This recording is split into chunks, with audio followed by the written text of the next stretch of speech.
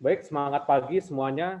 Selamatnya pagi dan semangatnya pagi. Hari ini Senin tanggal 16 November 2020. eh, Kita akan membahas tentang market outlook, market review dan outlook tanggal 16 sampai tanggal 20 mendatang ya. Program ini adalah suatu agenda seminggu sekali di setiap hari Senin pagi dari GK Invest Jakarta mengadakan market review dan outlook selama 1 minggu dan yang akan dibawakan oleh saya, Kuswanto, Pak Alwi, dan Mas Bimo nanti secara bergiliran. Ya, jadi program ini akan menjadi suatu program baku di mana kita akan membahas seluk-beluk market selama 1 minggu ke depan dan mereview kembali seluk-beluk market pada 1 minggu ke belakang. Baik, kita mulai. Untuk 1 minggu ke belakang setelah NFP ya, setelah NFP biasanya market ini ya, kecuali pada hari Senin minggu kemarin tanggal 9 November ya, khususnya pada market gold ya. Gold itu turun tajam bahkan sampai lebih dari range harian seperti biasanya. Harian range-nya biasanya seperti 200 pip dan hari Senin kemarin itu tercapai kurang lebih ya lebih dari 1000 pip ya. Dan efeknya tersebut dikarenakan oleh berita yang disampaikan oleh Fraser menyampaikan bahwa hasilnya untuk menyebarkan vaksin ya atau untuk memberikan vaksin itu kurang lebih 90% tingkat keberhasilannya. Maka sentimen pasar terutama terhadap gold itu melemah. Dan pelemahan gold kemarin cenderung ke koreksi ya dan profit taking. Karena itu terjadi karena sentimental. Karena sentimental itu adalah suatu berita ya dan efeknya terhadap investor respon langsung melihat dari berita tersebut ya.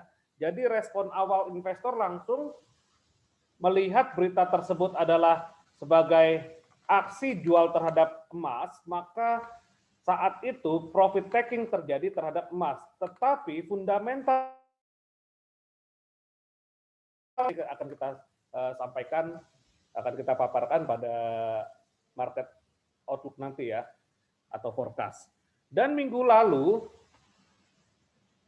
berita dari RBNZ ya, Red Bank New Zealand atau dari negara Selandia Baru menyatakan bahwa suku bunganya tetap ya, dan tidak ada efek negatif lainnya sampai efek negatif rate, maka pasar minggu lalu ya terhadap mata uang New Zealand itu menguat ya.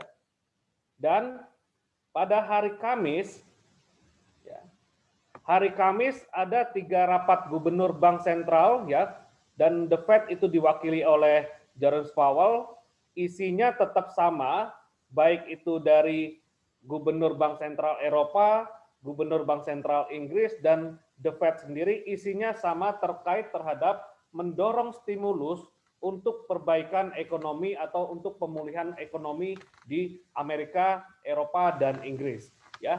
Dan khususnya terhadap market minggu lalu masih seputar pemilihan Presiden Biden dan Trump, di mana hasil akhir dimenangkan oleh Biden, ya, ditambah lagi oleh negara bagian Georgia ya, 16 suara.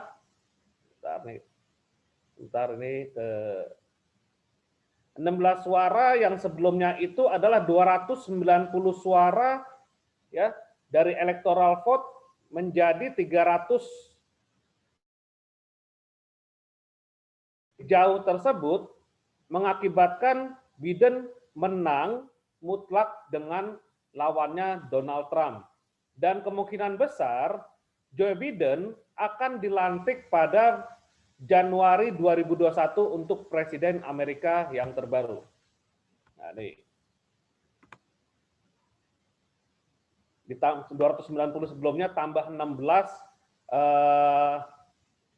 dari Georgia ya, 16 suara jadi 306 ya, sehingga mutlak jauh sekali lawannya. Dan di satu sisi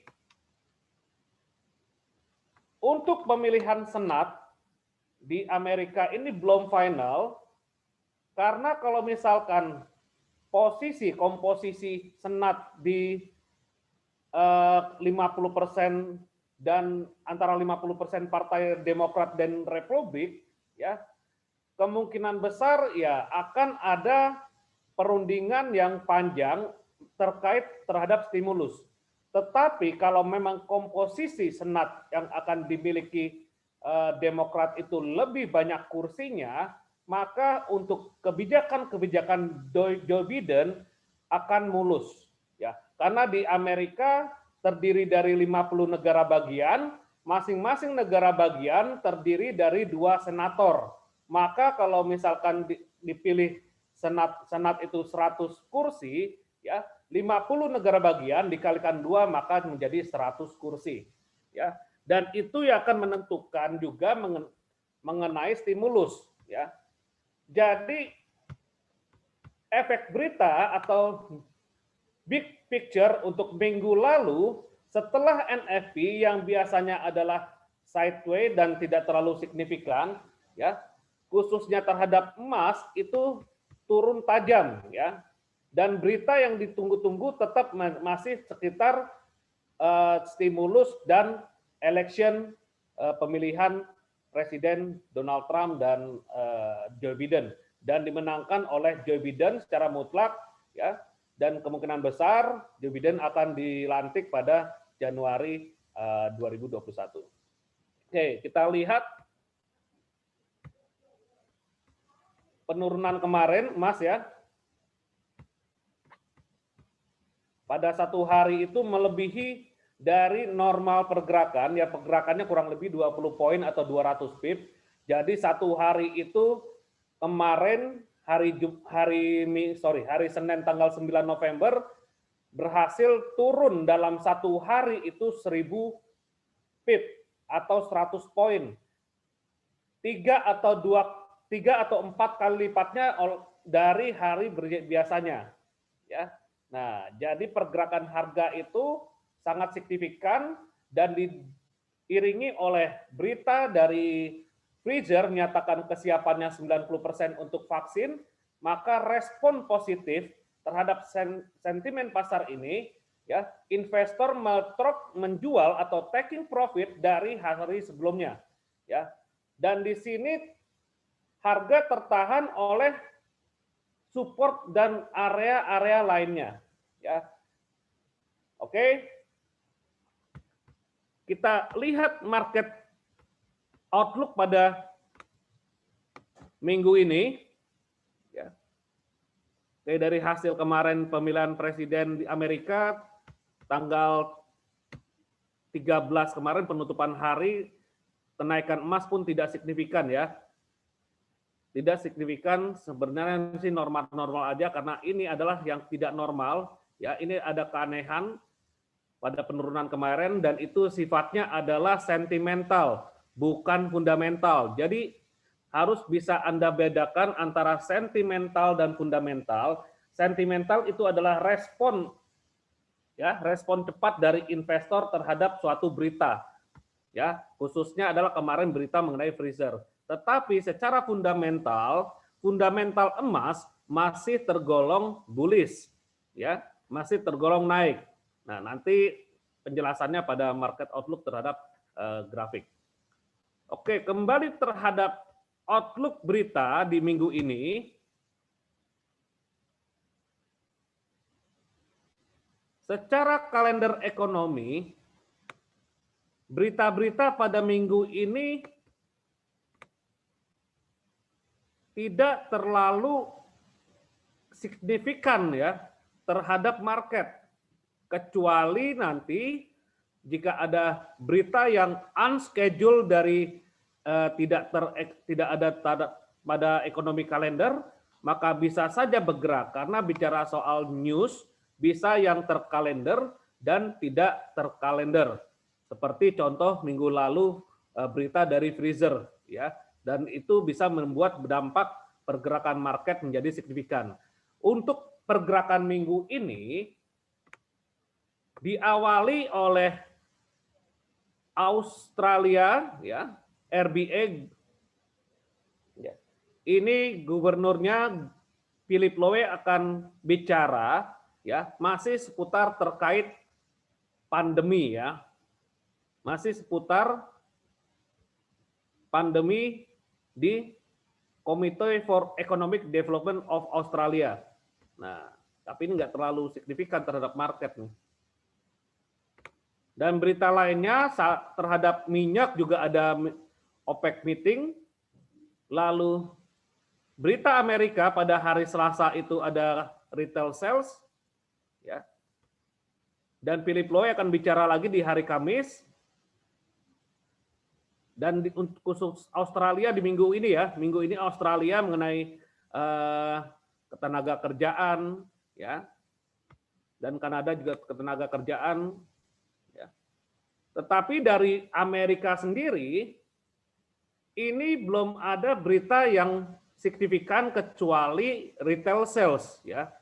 Pada umumnya retail sales ini kan pembelanjaan, dan pada awal Jumat kemarin, data NFP ya upah per jam itu menurun dan berpotensi ya memungkinkan bahwa retail sales Amerika ini kemungkinan akan turun ya. Dan jika retail sales turun maka indeks dolar atau mata uang dolar akan melemah.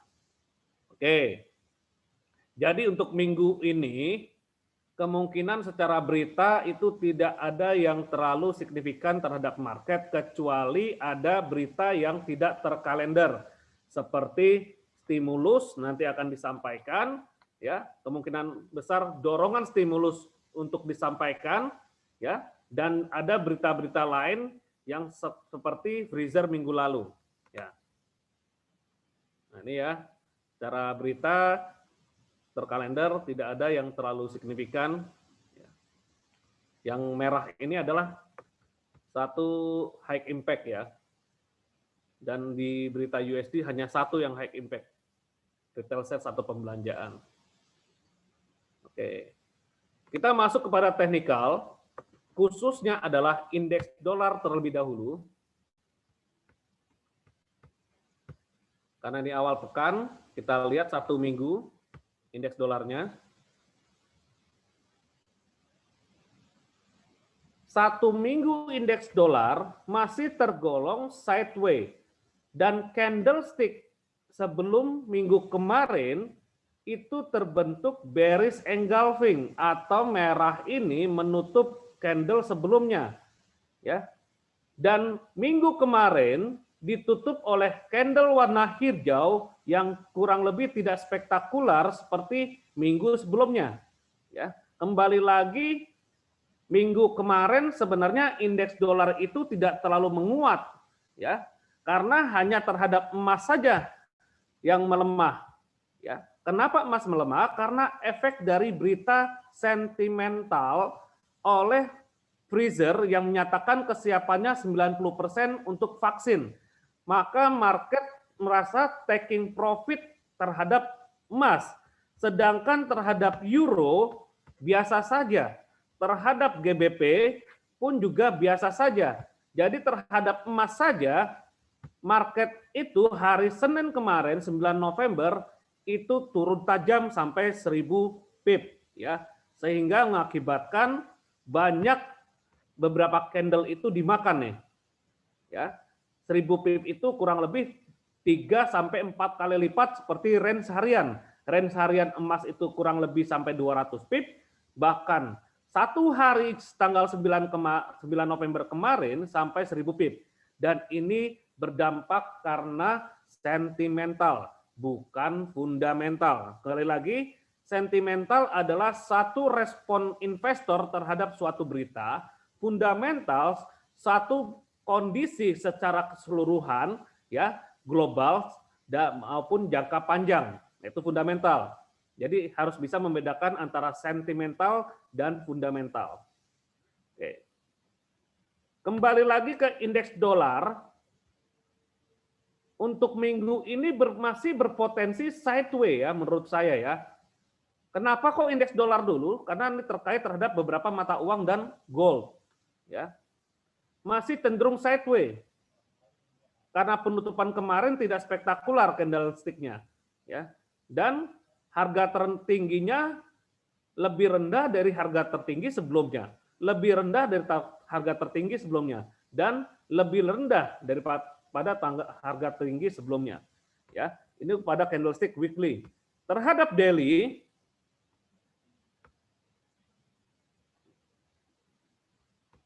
seperti yang saya sampaikan, kebetulan di sini ada member premium, ya. Kemarin itu kita bahas bahwa gelombang daily sudah membentuk rising wedge, nanti di H4 terjelas tuh. Dan sudah breakout, ya. Berpotensi harga masih menuju ke bawah. Artinya kalau misalkan DXY atau indeks dolar itu masih berpotensi menuju ke bawah, maka indeks dolar ini kan lawan dari 6 mata uang inti seperti euro, lalu GBP, lalu JPY, lalu saya lupa urutannya, pokoknya Kanada, Kanada terakhir. Lalu Sweden Crown ya, Sweden Crown, CAF dan Kanada ya. Dan terhadap emas juga akan berpotensi menguat terhadap indeks dolar. Jadi jika dalam minggu ini indeks dolar berpotensi melemah sampai harga 9200, maka seperti XAU USD, Euro USD, GBP USD, AUD USD, New Zealand USD akan naik.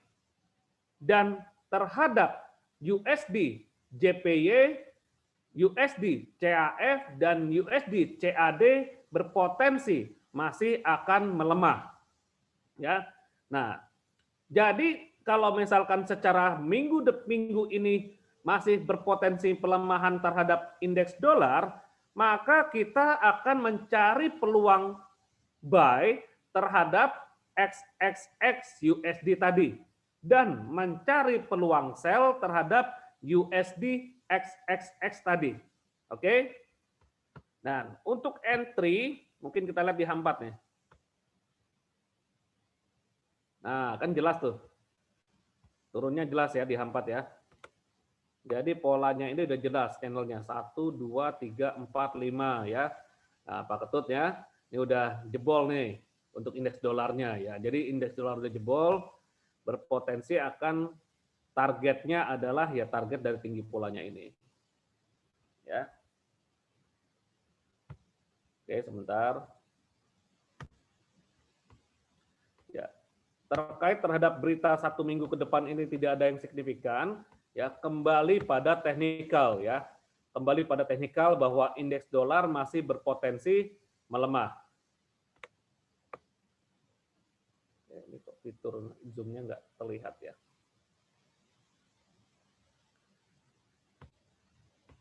Oke, kita masuk ke market. Pertama gold dulu ya. Gold kita perhatikan secara fundamental, bukan sentimental, tren gold masih tergolong bullish. Karena kedudukan MA200 masih di bawah harga atau candlestick atau closing candle hari kemarin ya, closing candle hari kemarin di atas MA200 dan MA100 ya. Kecenderungannya masih bullish. Dan di sini penurunan harga kemarin ada area demand sehingga tertahan oleh harga. Sebelum itu saya masuk ke weekly. gold masih berada pada area resisten ya. Nah, apa itu area resisten? Di sini ada supply. Ya, area supply. Nah, area supply ini adalah satu area di mana ada hambatan untuk berkelanjutannya naik. Tetapi secara tren, gold masih naik karena kedudukan MA200, MA100, MA50, dan MA20 masih di atas, masih di bawah candlestick kemarin. Jadi penutupan candlestick kemarin, ya minggu lalu, masih di atas 4 candle ini. 4 moving average ini ya. Dan harga masih tertahan atau berada di area resisten, jadi masih kecenderungan kondisi akan konsolidasi. Ya. Masuk pada D1. D1 emas penurunan kemarin ini dikarenakan faktor sentimen, ya, dikarenakan berita dari freezer, ya. Secara fundamental emas masih naik, ya, dan harga sudah break ke atas dari pola konsolidasi ini ya. Ini kan 1 hari dan ini ada beberapa hari yang berkonsolidasi dan harga keluar dari area konsolidasi tersebut yang sebelumnya itu masih berada di MA100 sehingga ke atas menutup di atas MA100 dan MA200 maka berpotensi akan naik. Tetapi kenaikannya ini tergolong masih terbatas. Sampai berapa kenaikannya? Kita akan ukur berdasarkan teknikal. Ya, secara teori top down analysis dari D1 mungkin kita mundur 2 step ke bawah untuk mencari level entry. Ya. Secara tren naik ya. Tren emas masih bullish, kemarin turun karena faktor sentimental. Jadi harus dibedakan antara sentimental dan fundamental. Sentimental itu adalah respon dari investor terhadap berita. Fundamental adalah suatu keseluruhan kondisi dari suatu negara, dari suatu produk, dan lain-lain. Ya. Oke, kita masuk ke time frame H1 atau 1 jam. Untuk emas, closing candle hari ini, ya, atau closing candle 1 jam sebelumnya, itu di atas 5 MA. Tetapi kedudukan MA100 masih di atas dan MA10 sedang berpotongan. Artinya kondisi belum terlalu kuat untuk naik. Ya, belum terlalu kuat untuk bullish, sama seperti misalkan ini, keterangan bullish jika kedudukan MA10 ada di atas dan MA200 ada di bawah. Dan jika terjadi perpotongan antara MA200 dan 10, maka ini masih ada kans untuk naik tetapi masih prematur atau masih belum tergolong kuat, ya. Oke. Selama harga berpotensi masih naik ke atas mengacu pada tren bullish ya, secara primary di D1 dan di H1 dan di weekly, kita mencari peluang untuk entry buy. Oke. Mencari peluang untuk entry buy. Dengan cara apa? Mungkin dengan beberapa metode support resisten. Ini boleh, harga Fibonacci. Kita masuk di sini ya. Warnanya kita ubah menjadi blue navy. Nah, kita lihat di sini ada beberapa level support yang bersamaan dengan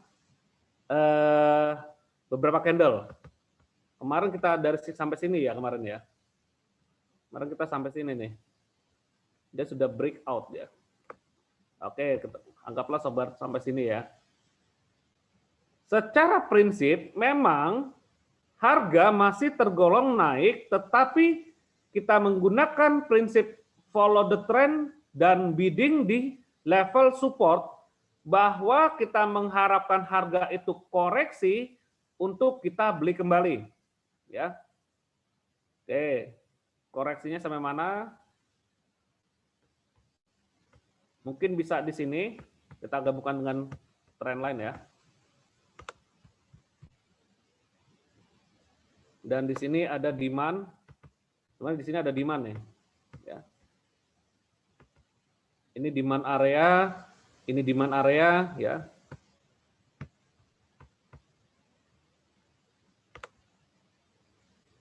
Ini demand area. Di sini juga demand area ya. Jadi kita bisa milih antara kita buy di sini, ya stop loss-nya di bawah ini, ya targetnya, oke kita ukur target terdekat. Di sini ada resisten nih. Nah, target terdekatnya di situ sampai sebentar kita ukur lagi secara jangka panjang ya. Nah, ini demand, ini supply ya, ini area supply sebenarnya. Ini area supply nih. Nah, ini area supply. Silakan Mbak Ita ingin bertanya? Nggak apa-apa, langsung lambaikan tangan tadi ya. Silakan.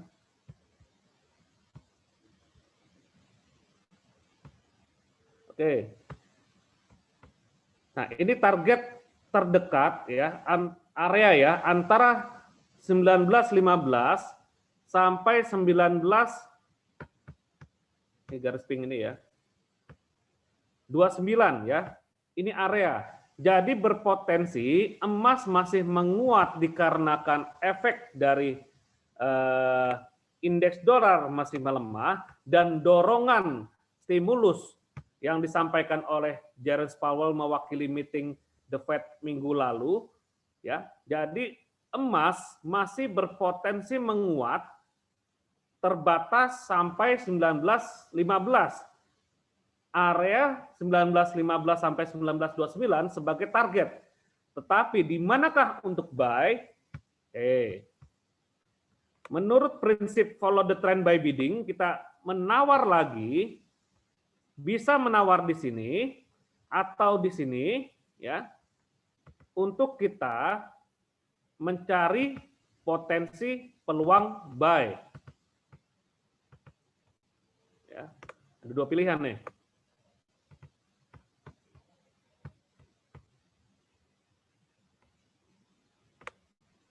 Ini langsung ke area ini ya. Area ini, saya sini dulu deh yang dekat dulu. Dan ini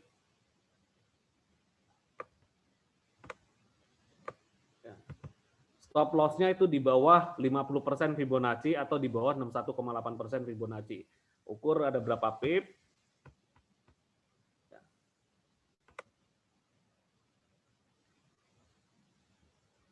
Ada 100-an pip lah ya. Oke, ada 100-an pip ya. Oke, jadi berpotensi emas itu akan koreksi dulu sementara ya dan melanjutkan naik ke atas karena kansnya masih tergolong bullish. Karena bullish, kenapa bullish? Dia sudah breakout dari channel ini ya. Nah, dia di breakout dari channel ini. Ya, bisa saja dia menuju area ini nih, menuju area ini. Ya, di manakah kita beli? Nah, di sini ada resisten menjadi support. Jadi di sini adalah RBS, resisten become support. Ya, dan menuju resisten area supply di atas ini nih. Area supply terdekat dan supply di atasnya lagi masih ada ya. Tetapi ada hambatan di sini untuk kenaikan harga emas berpotensi di sini akan adanya konsolidasi atau perundingan.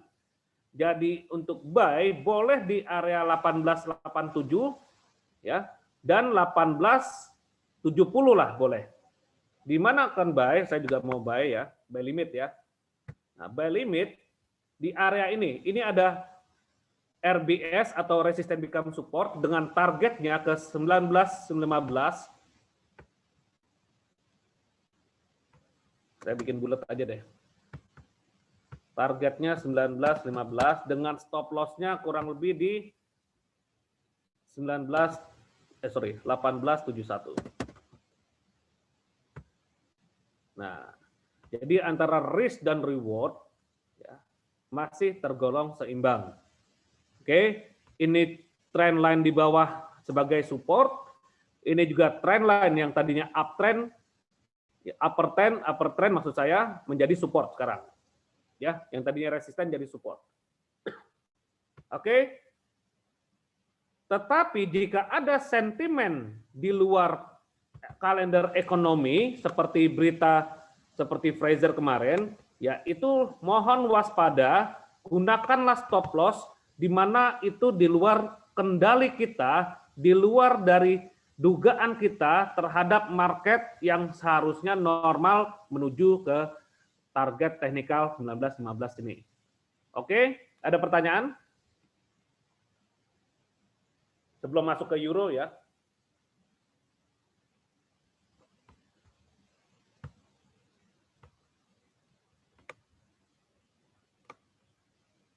Oke, langsung ke euro. Euro ini masih terbatas sebenarnya kenaikannya. Karena di satu sisi juga terhadap Christine Lagarde sebagai presiden ECB ya, dan ingin mengeluarkan stimulus yang ditambah lagi, dan Jerman sebagai negara besar Eropa ya masih dalam kondisi PSBB. Ya. Nah, otomatis kenaikan euro dolar ini masih tergolong terbatas. Kenaikan euro sebenarnya karena melemahnya dari sisi lawannya. Sisi lawannya USD masih tergolong melemah, di satu sisi adalah dorongan untuk stimulus ya agar dipercepat, dan karena Senat di Amerika ini belum selesai hasilnya, belum final maksudnya ya, mudah-mudahan final secara finalnya sudah dalam waktu dekat ini, dan stimulus berpotensi akan digelontorkan ya. Jadi the Fed diwakili oleh Jerome Powell siap akan mengelontorkan stimulus setelah Senat diumumkan. Oke, lalu terhadap euro masih tergolong naik ya karena penutupan minggu kemarin ada pin bar ya. Sebenarnya tergolong ini ada satu pin bar yang negatif, walaupun sebelumnya itu adalah bullish engulfing, tetapi pin bar ini berada masih di dalam kurang lebih rentang dari bullish engulfing ini, di dalam candle ya, masih di dalam candle ya. Kenaikan pun berpotensi tidak terlalu tinggi, dan jika koreksi pun tidak terlalu dalam ya. Jadi masih tertahan oleh daya beli dari bullish engulfing ini ya, sehingga euro masih ada peminatnya terhadap mata uang dolar ya. Lalu D1 kita lihat penutupan kemarin itu adalah candlestick-nya tutupnya di atas dari 5 MA, satu, tutupnya closing candle-nya di atas dari 5 MA berarti bullish ya. Lalu closing candle-nya di atas mother bar, inset bar atau piercing line ya. Kita lihat closing candle-nya di atas closing dari inset bar atau piercing line ini. Jadi masih ada berpotensi melanjutkan ke atas, mungkin terbatas ini di area resisten. Ya. Jika kita ingin memanfaatkan berkelanjutannya tren tersebut dari piercing line ini ditutup candlestick sebelumnya itu, candlestick setelah piercing line itu di atas, kita masih bisa memanfaatkan buy ya dengan prinsip follow the trend by bidding. Ya. Prinsipnya kita mencari follow the trend by bidding. Kita mengikuti tren primary karena apa? Closing candle kemarin ya closingnya di atas 5 MA, di atas 5 kedudukan MA 200, 100, 50, 20, dan 10. Kesimpulannya adalah bullish, ya, atau masih tergolong naik. Dan closing candle-nya tersebut ditutup di atas piercing line, ya. Jadi kita bisa mencari peluang entry buy untuk euro, tetapi ingat terbatas.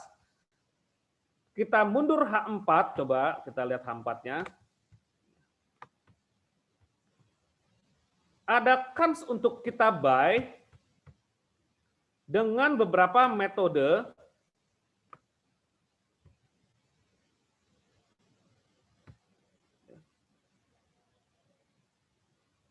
Dan ini berpotensi koreksi loh ya.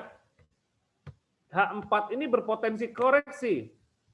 Berpotensi ya, walaupun ini belum jadi reversal. Ya. Berpotensi hidden bearish divergence. Artinya berpotensi koreksi, kita memanfaatkan dia turun untuk kembali naik. Jadi turunnya itu hanya sesaat atau koreksi. Di manakah turunnya? Ya. Kita mungkin ngambil sini area demand ya. Ini area demand ya. Dan kita tarik dengan trend line, misalkan ini hubungkan ini. Nah, ini berpotensi nih. Jadi turunnya itu kemungkinan besar akan menuju sini ya. Karena di sini ada beberapa metode support seperti 38,2% Fibonacci, area 50% sampai 23%. Lalu ada moving average yang melintang, trend line ya, dan demand area. Jadi berpotensi kalau misalkan buy itu di level ini ya. Untuk euro targetnya ke sini dulu nih. Karena ini area supply. Ya, area supply. Ya. Stop loss-nya di bawah 61,8 atau idealnya di sini. Ideal stop loss-nya itu di bawah sini. Tadi saya sudah ada PO emas ya. Euro nanti deh. Euro ini kelihatannya masih ya kenaikan terbatas. Bagi Anda yang ingin buy silakan di area ini. Ya.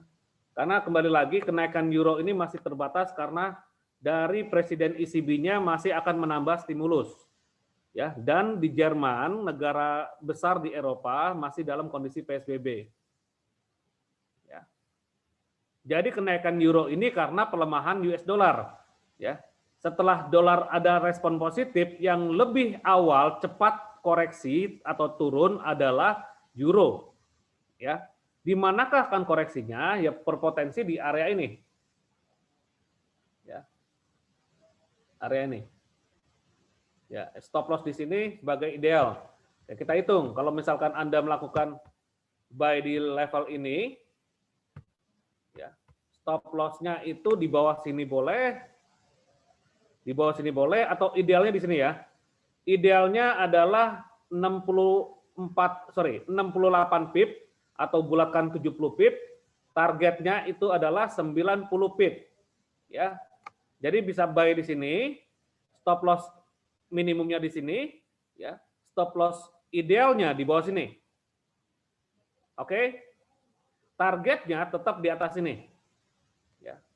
Selama potensi 1 minggu ke depan kemungkinan akan koreksi dan melanjutkan naik dan berpotensi sampai yang terdekat ini. Karena dalam indeks dolar pun juga sama ya. Indeks dolar pun juga berpotensi H4-nya menuju support ini. Ya. Oke. Lalu GBP USD, sorry, AUSI ya, AUSI dulu ya. Oh, sorry. Ini USD JPY, sorry. USD JPY masih tertendensi turun ya, dan penurunannya itu ke level ini ya, berpotensi sampai sini nih. Nah. Dan jika dia turun sampai level support ini dikarenakan ada support ya, dan berpotensi ke atas atau koreksi ke atas. Setelah koreksi ke atas, dolar yen ini akan berpotensi membentuk inverse head and shoulder, ya, akan berpotensi membentuk inverse head and shoulder, ya. Jika dia turun, nanti melanjutkan turun karena indeks dolarnya menurun dan targetnya sampai 104.171. Nah, di sini berpotensi inverse head and shoulder. Apa itu inverse head and shoulder? Inverse head and shoulder adalah pola grafik, ya, yang statusnya adalah pembalikan atau reversal, ya, dan dia memiliki dua pundak kanan dan kiri dan satu kepala. Inverse head and shoulder adalah kebalikan dari head and shoulder dan ini masih berpotensi, ya. Jadi kalau misalkan dia menyentuh 10471 berpotensi balik lagi ke atas menuju neckline-nya dia. Oke ya. Lalu, udah jam segini ya, nggak terasa. Aussie USD. Aussie USD seperti yang saya sampaikan minggu lalu, ya 2 minggu sebelumnya, pemangkasan suku bunga Aussie tidak dipengaruhi oleh market. Market melihat statement dari Philip Lowe sebagai gubernur Bank RBA, ya, tidak akan ada suku bunga minus untuk rate Bank Australia. Maka respon tersebut diambil oleh market menjadi positif, ya. Kondisi Aussie adalah risk on atau mata uang berbasis risiko, sama seperti Euro, Pound Sterling dan New Zealand, ya. Market sudah keluar dari pola. Nah, market sudah keluar dari pola. Ya.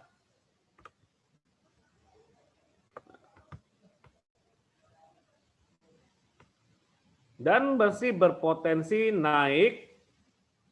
Lalu naiknya sampai berapa? Oke, sorry, D1 dulu ya. Saya lihat D1 tadi. D1 membentuk bullish piercing ya. Ini menentukan nih. W1 sebentar. W1 membentuk ini apa? Spinning top ya. Perhatikan nih spinning top nih. Spinning top atau tergolong dia sideways. Jadi kalau misalkan tutupnya di atas candlestick hari ini, ya berpotensi lanjut naik karena dia sudah keluar dari polanya ini ya. Sudah keluar dari polanya ini. Dan sebelumnya dua minggu sebelumnya ditutup bullish engulfing ya. Ditutup bullish engulfing. Jadi Aussie berpotensi menguat ya. Tetapi penguatannya kita mencari level entry buy di level bidding ya, atau follow the trend by bidding. Karena closing candle weekly, closing candle daily ya di atas 5 MA. Jadi kesimpulannya adalah bullish ya. Dan candlestick sebelumnya ditutup piercing line atau tergolong candlestick reversal bullish. Ya, tinggal kita mencari area buy. Mencari buy terdekat ya.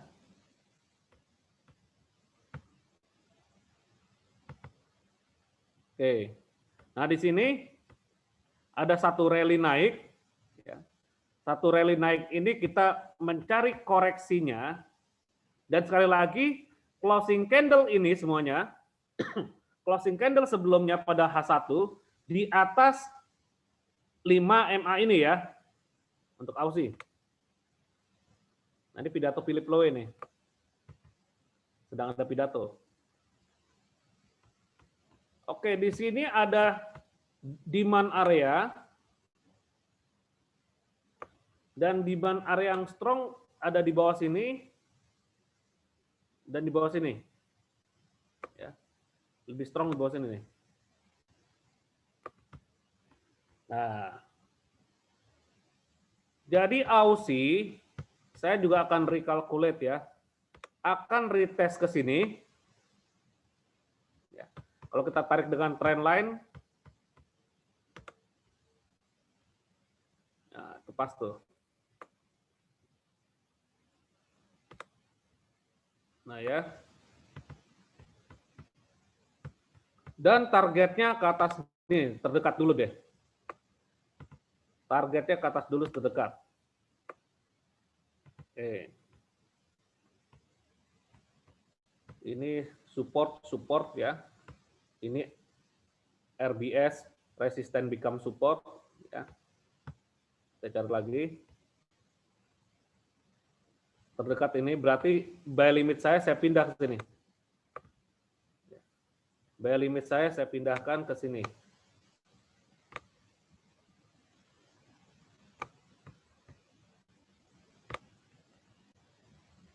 Targetnya nggak jauh-jauh. Stop loss-nya juga nggak jauh-jauh. Ya. Ini untuk Aussie. Ya. Untuk Aussie, stop loss-nya itu di area ini, sebentar, nih idealnya di sini ya. Sebenarnya di sini juga boleh di bawah 161,8, boleh juga. Ya, tergantung dari risk profile masing-masing untuk stop loss. Jika Anda stop loss di bawah sini 15 pip, saya di sini berarti ada 44 pip ya. 45 pip lah dibuat bulat ya. Targetnya saya buat 70 pip.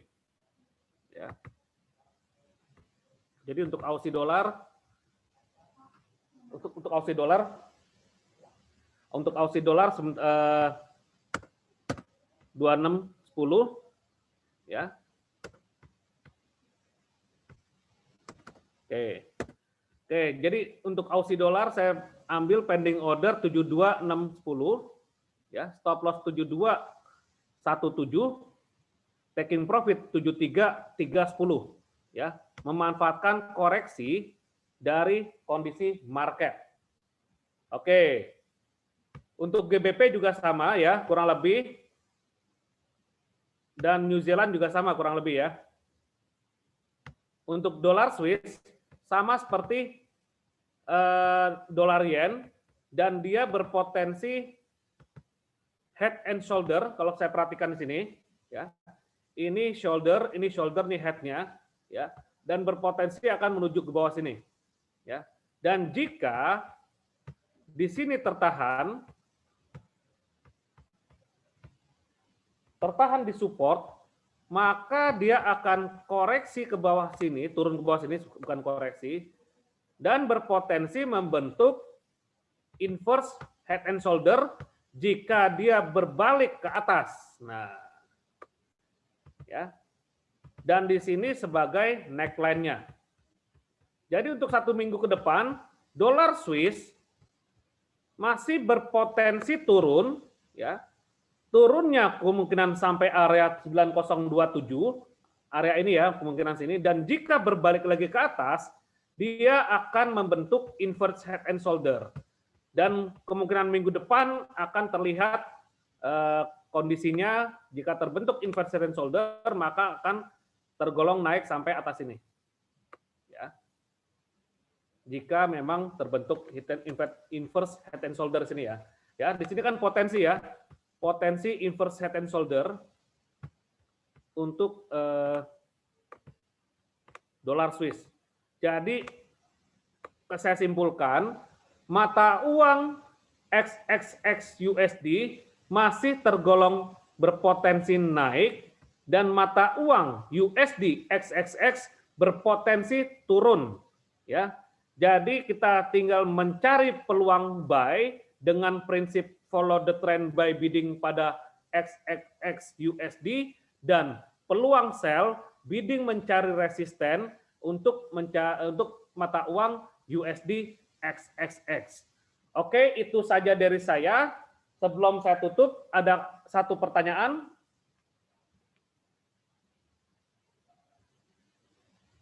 Timer sudah habis soalnya. Waktu sudah habis. Oke, apakah ada pertanyaan?